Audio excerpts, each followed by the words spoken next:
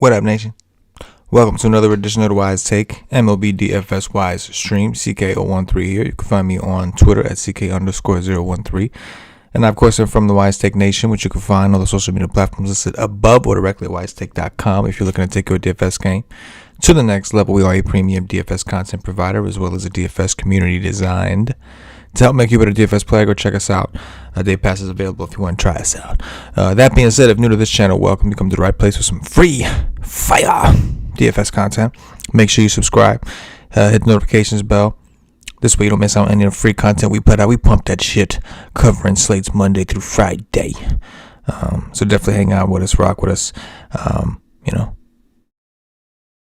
Stay for the long haul, guys. I don't know. We've got 10-game slate.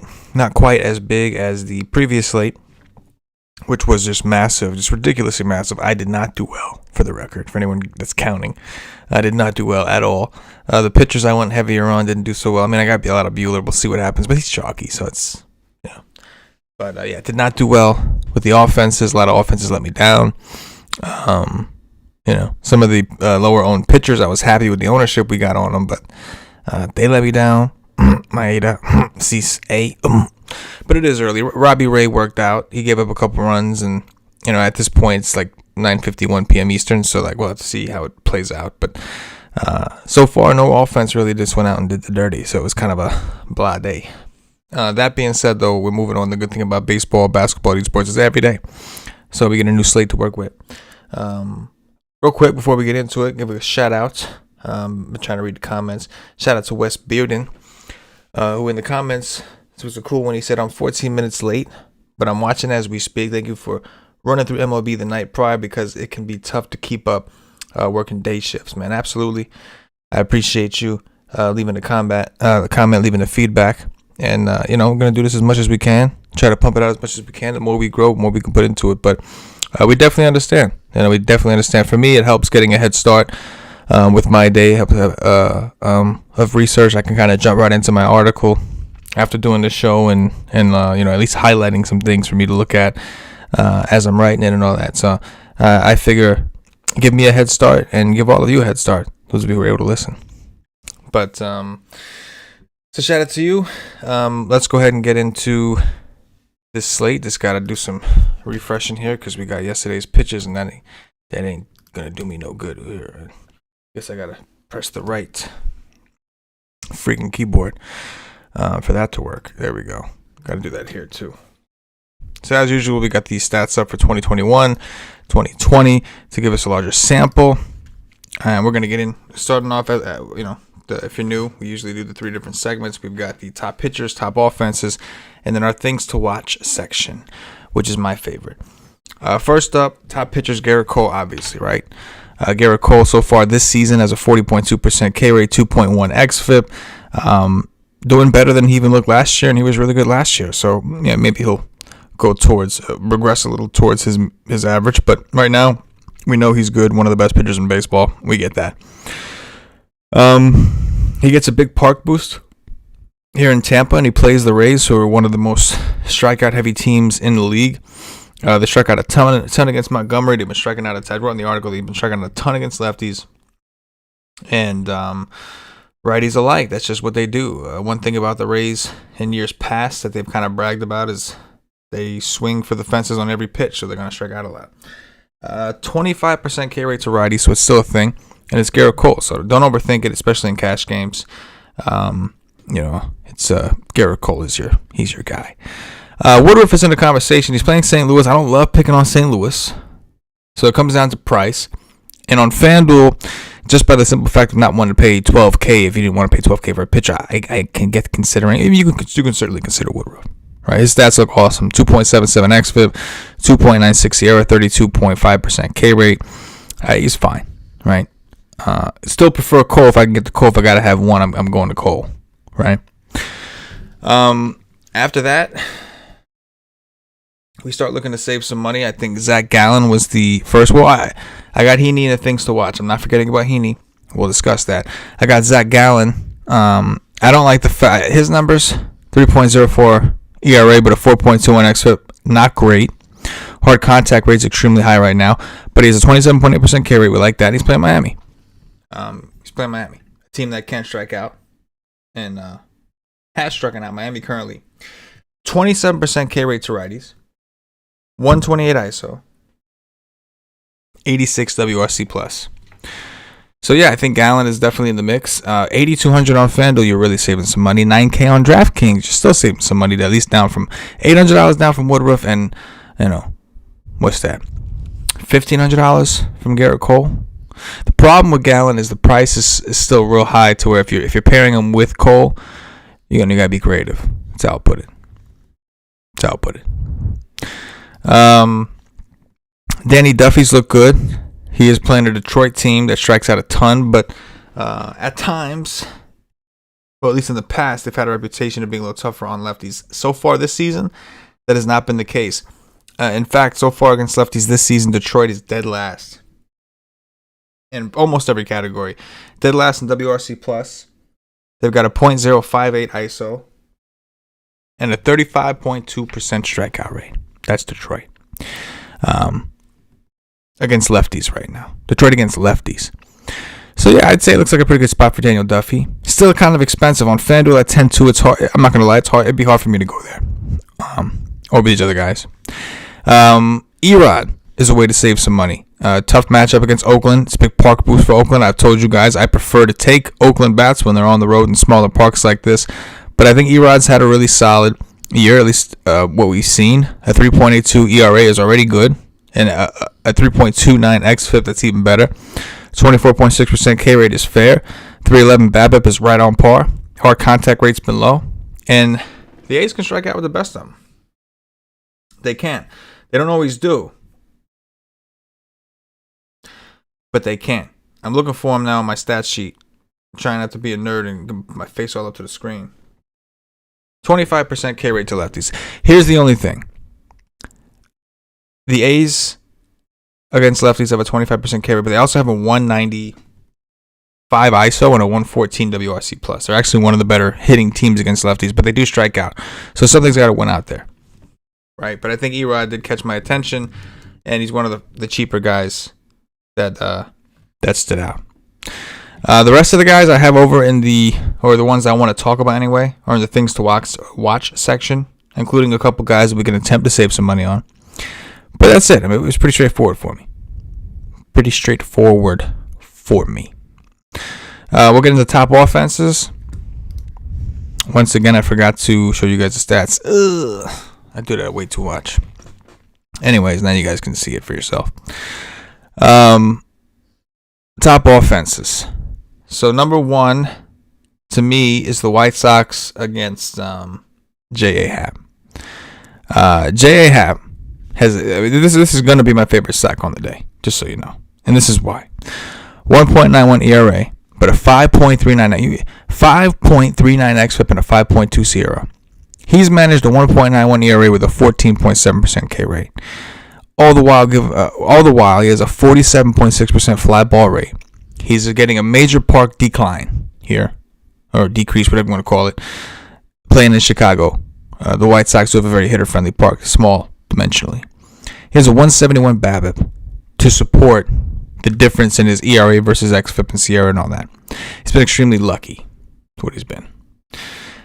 Playing a White Sox offense that is first in the league in WRC plus against lefties with a 137, and the next closest is 130 from St. Louis, so by a significant margin. 171 ISO, 362 WOBA, and only a 21.4% K rate. That's right. White Sox are going to be my favorite stack tomorrow. That's basically it. I haven't checked the weather. That's the only thing that can foil my plans. But yeah, White Sox look pretty good. Next on my list is the Phillies against John Lester. I'm just not a Lester guy. Very small samples to work with on Lester on 2021. So we'll look at 2020. xFIP in the 5s, 15.8% K rate. Yeah, I mean, Washington can be very tough on lefties. Soto can hit lefties.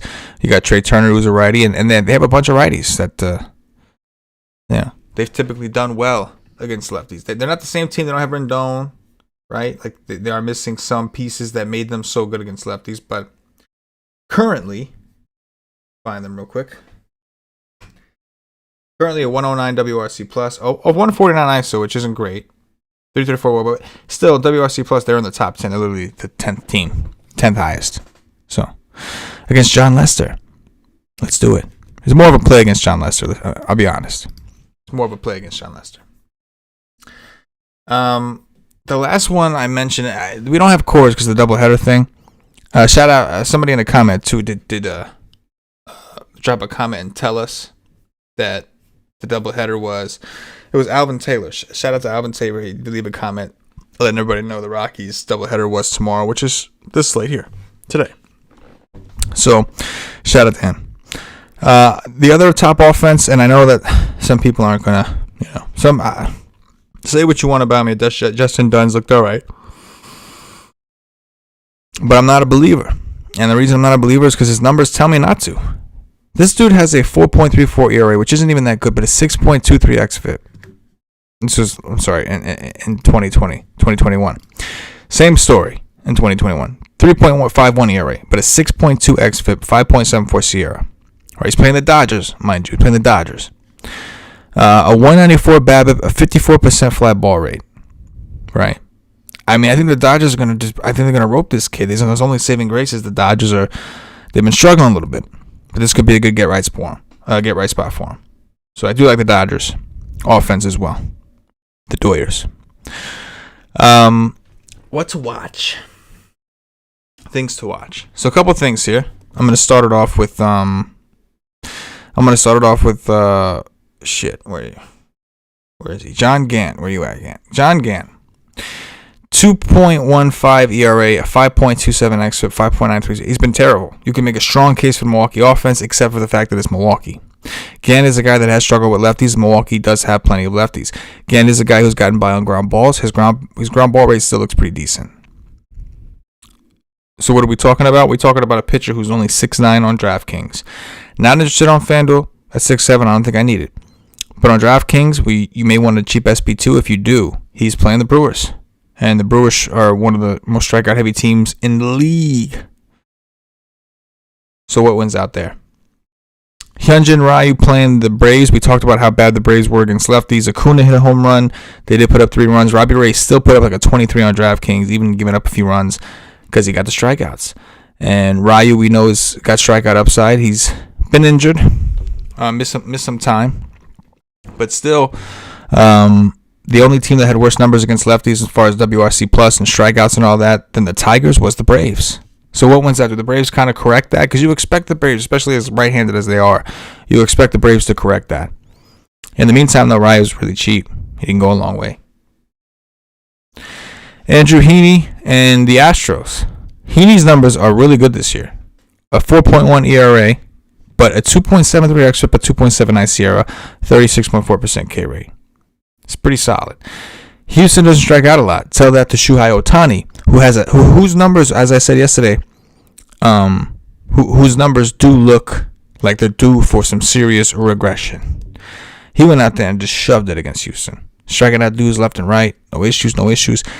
Heaney is the one showing opposite, right? He's showing progression. He's showing that he should average out into better numbers or better performances, better results based off how he's pitching. But he's playing a Houston team that is very tough to strike out. Which way does it go? Either Houston blasts this dude, or Heaney's in the winning lineup tomorrow. Either Houston blasts this dude and they are the stack, or Heaney's in the winning lineup tomorrow. That's how that's going. Last but not least, we don't have any stats for him, so he's not up here. But it looks like the A's could be pitching James Caprillion tomorrow? Or today, whatever. He's like 4,500 on DraftKings. He's playing Boston. Rookie in Fenway. Scary proposition. Boston looks good this year. But he's very, very cheap. So if you wanted to punt the second option, he's going to be there. AAA numbers weren't like awful. He's only like one. He said one start this year was in AAA. Went 4 2/3. Gave up 2 earned runs from what I understand. Struck out like 5 in the 4 2/3. He has some strikeout upside according to his minor league numbers. But this is the big leagues, kid. Either way, expect him to be somebody that people try to punt with. But it's an interesting one, right? Like stuff that I didn't talk about. Pitchers I didn't talk about. You got Max Fried in the conversation, right? Very cheap. Didn't mention him. I'm sure I'll cover him one way or another on the article. I'm either going to stack against him or I'm going to want to pitch him. It's going to be one of those. But he's going to have a pivotal role in this. His numbers show that he's due for some progression. He's been a little unlucky. He's playing a Toronto team that let's see where Toronto ranks against lefty this season. And again, these numbers, listen, it's early. We like large samples. These aren't big samples. Well aware of that. Toronto, a 22.8% K rate, 169 ISO, 103 WRC plus. They're kind of in the middle of the road. Nothing crazy. But this is a fun slate. The 12-game slate, I'll be honest with you, like I wasn't feeling it. Like you make it work. It's my job to make that shit work, right? Our job as DFS players to make that shit work. But sometimes you get a slate you just feel funky about. You just don't love it. You know what I mean? Just don't love it. But this one I like, and I'm excited to do more research and get that article up and running, written, all that good shit. And hopefully you guys come check it out. Check out Paulie D's Dirt Sheet. If you're still playing NBA, Paulie D's been killing NBA. He's had like 3 nights in a row where he's taken like second or third in this. I think it's the $44. I don't know what it is, but like 5G's up top. He's winning like 1,200, 1,300. Seems like every single fucking night. And he's getting so close to first. So we're still doing NBA. I don't do a show for it, but I do a core plays article for NBA as well. Paulie does his dirt sheet for baseball, fast break for NBA. So come hang out. If you get a monthly membership, you get access to our Slack chat. Come hang out with us, talk some. It's been quiet in there. I'm gonna be honest. I'm looking for a Slack hero. It's been quiet in there. I stay busy doing research, writing articles and all this shit, updating projections, but I need some chat warriors, man. I do, to get into the Slack and just run this shit, to get in there and keep the WiseTake Nation rolling, keep it communicating. So if that's you, come help us. Hit us up. That being said, hit the like button on your way out. Appreciate you guys for hanging out with us. For myself, the entire WiseTake Nation, as always, good luck.